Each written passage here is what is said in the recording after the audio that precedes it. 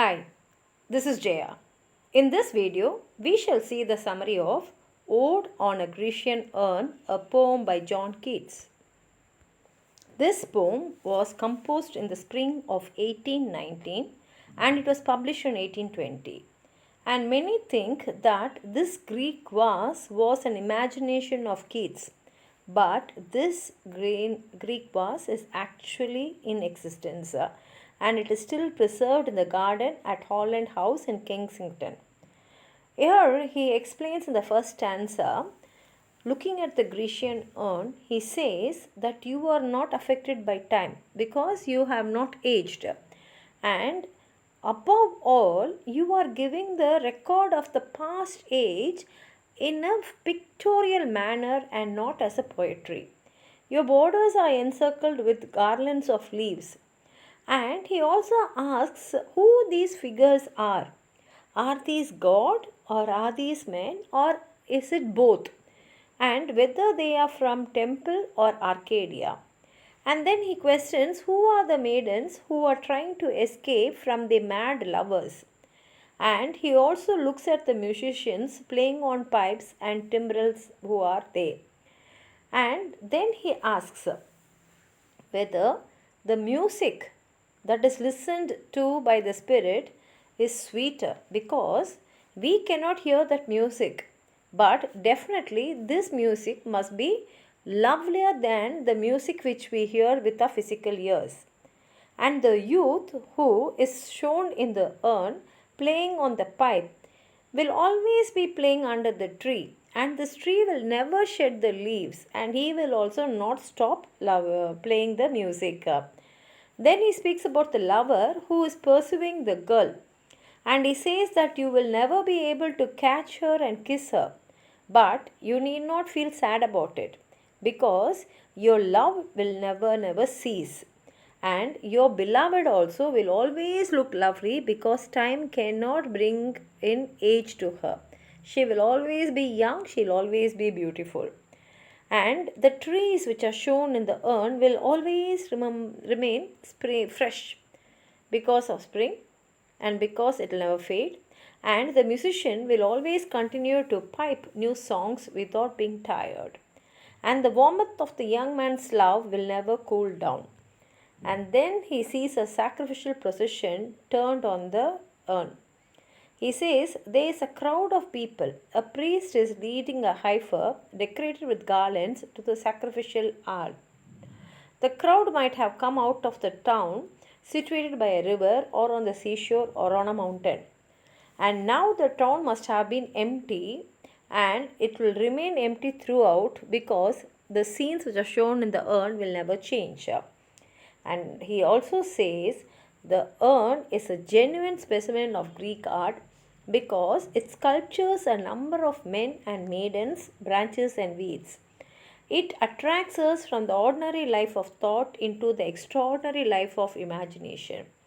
It will continue to exist even when the present generation will die out, and in the midst of the sufferings as yet unknown to us, it will teach us the lesson that beauty and truth are identical, which is the only lesson we ought to know. And actually, this is truth because even today that urn is preserved, and whatever Keats told at that time is still there. Now, let's see the poem come. Thou still unravished bride of quietness. See, a girl will be to her best on her day of wedding when she is a bride. Her beauty will be unravished, it cannot be equal to anyone. And in the same way, he says, the urn is unravished and it is so quiet. Thou foster child of silence and slow time. And he says, you are the foster child of silence because you make no noise. And slow time means time cannot age you. You will be the same even after many more years. Sylvian historian, who canst thou thus express a flowery tale more sweetly than our rhyme. He says, you are better than an historian because my poetry or a historian cannot express a tale so beautiful, but that tale is engraved on the urn. What leaf fringed legend haunts about thy shape, of deities or mortals or of both? in Tempe or the dales of Arcade. And he says, in all the leaves, I find some shapes. Are they gods? Or are they human beings? Or both? And where are they from? In Tempe or dales of Arcade? What men or gods are these? What maidens lot? What mad pursuit? What struggle to escape? What pipes and timbrels? What wild ecstasy? And then he asks her, who are these gods? Who are these maidens? And why are they madly running at each other? And why is the girl trying to escape?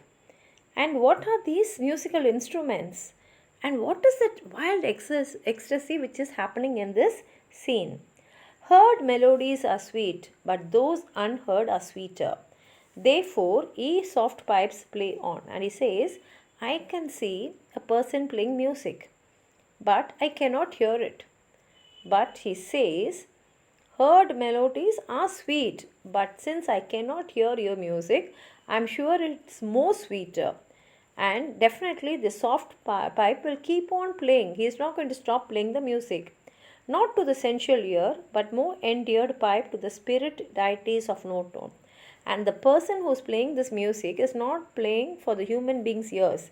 He is playing it for the spirits who are listening to his music and enjoying. Fair youth, beneath the trees, thou canst not leave thy song, nor ever can those trees be bare. And he says, I can see a fair youth who is standing beneath the trees, and he is singing his song. And these trees, which are filled with flowers and leaves, will definitely be the same way. They will never shed them and become bare. Bold lover, never, never canst thou kiss, though winning near the goal yet, do not grieve. And he looks at the lover and he says, you are chasing your lady love, who you can never kiss. Even though she is very close by, this distance will always be the same. But don't feel sad. She cannot fade. Though thou hast not thy bliss, forever wilt thou love, and she be fair. Because she'll always look young and beautiful. And though you are not gifted with the gift of kissing her, your love for her will never fade, and she will also always be fair to you. Are happy, happy boughs that cannot shed your leaves, nor ever bid the spring adieu. And he looks at the branches and he says, you will never shed your leaves, and you will never say goodbye to spring, because it is springtime all the time for you. And happy melodist unweird, forever piping songs forever new. And the person who's playing the music in the pipe will always be playing without getting tired. More happy love, more happy, happy love, forever warm and still to be enjoyed, forever panting and forever young, all breathing human passion far above. And everywhere there is warmth, everywhere there is enjoyment, everyone is so young, and there is so much of human passion seen all over the urn. That leaves a heart high, sorrowful, and cloyed, a burning forehead, and a parching tongue. Who are these coming to the sacrifice? To what green altar? O mysterious priest, leadest thou that heifer lowing at the skies, and all her silken flanks with garlands dressed? Then he looks at a priest who is carrying a heifer to the altar. What little town by river or seashore or mountain built with peaceful citadel is emptied of this folk this pious morn? And since all of you have come, then the little town by the river or seashore or a mountain will now be emptied, because these people are here. And little town, thy streets for evermore will silent be, and not a soul to tell why thou art desolate can ever return. And your streets where you lived will always be empty, because you are all here. There will not be even one person to tell others why the streets are empty. O arctic shape, fair attitude with bride, of marble men and maidens overwrought with forest branches and the trodden wheat, thou silent form dost tease us out of thought. And then he looks at the people, men and the women in the marble, and he looks at the forest branches and the weeds, and he says, all of you are silent, and you are all teasing us out of thought. As doth eternity, cold pastoral, when old age shall this generation waste, thou shalt remain in the midst of other woe than ours, a friend to man to whom thou sayest. And he says, old age will come to all of us, but you will always remain the same way. And you will always be a person to whom, to others, to whom you will say, beauty is truth, truth, beauty. That is all you know on earth and all you need to know. And what you will be telling to everyone is, beauty is truth and truth, beauty. And that only we should know on the earth, and that is all we need to know. Here he ends a song. It's a beautiful song by Keats. If you have anything more to add on to what I've said, please write it in the comment box. Like the video, share it with your friends, and if you have not subscribed my channel, please subscribe and support. Thank you.